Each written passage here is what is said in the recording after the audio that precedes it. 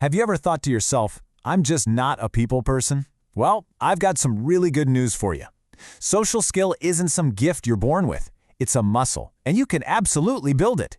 Today, we're going to open up the toolkit and show you exactly how to strengthen your connections, give your career a boost, and just generally improve your well-being. And let's be real, the stakes are incredibly high here. This goes way beyond just, avoiding awkward small talk at a party. Poor communication, it's the silent saboteur of relationships, it's that invisible ceiling on your career, and it's a major source of stress and misunderstanding in our lives. But here's the powerful truth, the thing I really want you to take away today. Communication is a skill. It's just like learning to play guitar or getting better at a sport. It is not a fixed trait. With the right tools and a little bit of practice, anyone can see a dramatic improvement. So, here's our game plan. We're going to build your social toolkit step by step. We'll start with the absolute foundation, the number one skill, listening. Then, we'll get into the tools for expressing yourself clearly. After that, we'll tackle how to navigate conflict constructively. And finally, we'll talk about building and protecting those connections, both in the real world and online. First up, the most important, and honestly, the most underrated social skill of them all, listening. And this isn't just about being quiet while the other person talks. This is the bedrock of every single healthy interaction you will ever have. We're talking about something called active listening. And this definition really gets to the heart of it. It's not just passively hearing words. It's about full concentration. It's about understanding, responding, and actually remembering what was said. Think of it this way. Are you a sponge, absorbing what they're saying, or are you a wall, just waiting for them to stop so you can talk? So how do we actually practice this? It's simpler than you might think. First, maintain eye contact. Not a creepy stare, right? But a warm, engaged gaze that says, I'm here with you. Use open body language. Uncross your arms. Face them. Now here's the hardest part for most of us. Don't interrupt. Just let them finish their thought completely. Then, reflect back what you heard.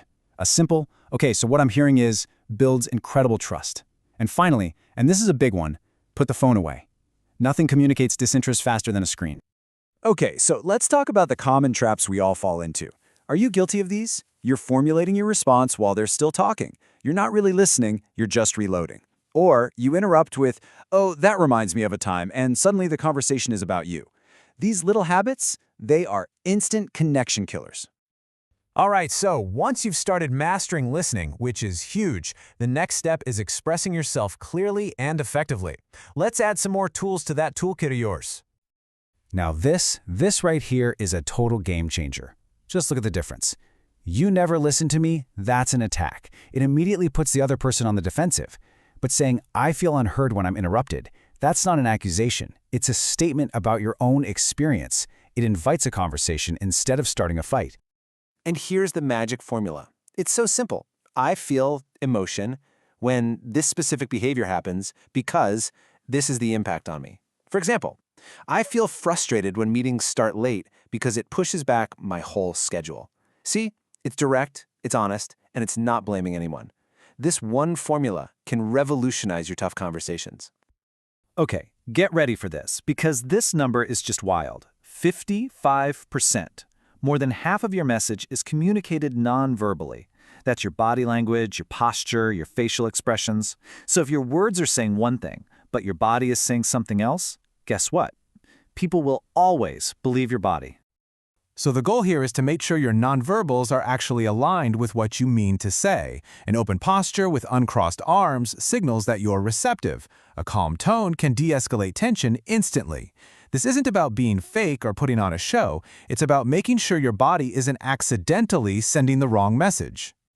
Look, no matter how skilled you become, conflict is going to happen. It's inevitable. But here's the crucial reframe. Conflict isn't a sign that something is broken. When you handle it correctly, it's actually an opportunity for deeper understanding and growth.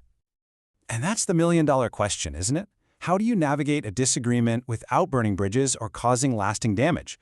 Well, the answer lies in having a clear, simple framework to follow. This 6-step process is your roadmap. And I'm telling you, the most critical step on this entire list is number 1. Cool down first. Never, ever try to resolve a conflict in the heat of the moment. It just doesn't work. Take 20 minutes, take an hour. Then come back and state the specific issue, listen to their side, finding some common ground, and brainstorm solutions together. Think of this slide as your emergency cheat sheet for tense conversations. The phrases on the left validate feelings and open up dialogue. The phrases on the right, they just throw gasoline on the fire. Let's be honest, has telling someone to calm down ever in the history of the world actually made them calm down? No way. But a simple "I'm listening" can change everything. Okay, so we've learned to listen, we've learned to express ourselves, we've learned how to handle the tough stuff.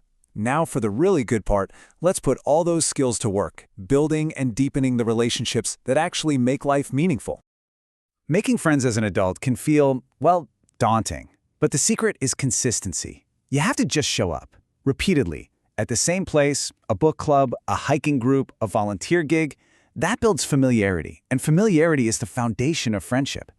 From there, it's about being approachable and then taking that one small risk to say, hey, we should grab coffee sometime.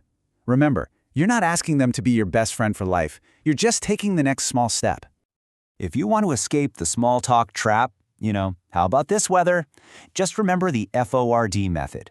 Ask about their family, their occupation, their recreation, or their dreams. These are 4 safe, universal topics that can move a conversation way beyond the superficial. What do you like to do for fun is always going to be a better question than, busy week? And let's be super clear about this. The goal is not popularity. It is about cultivating a few deep, authentic connections. Seriously, one person you can call at 3 a.m. is worth more than 100 acquaintances who barely know your name. In our digital world, social skills also mean navigating information responsibly. Protecting your connections means protecting them from misinformation.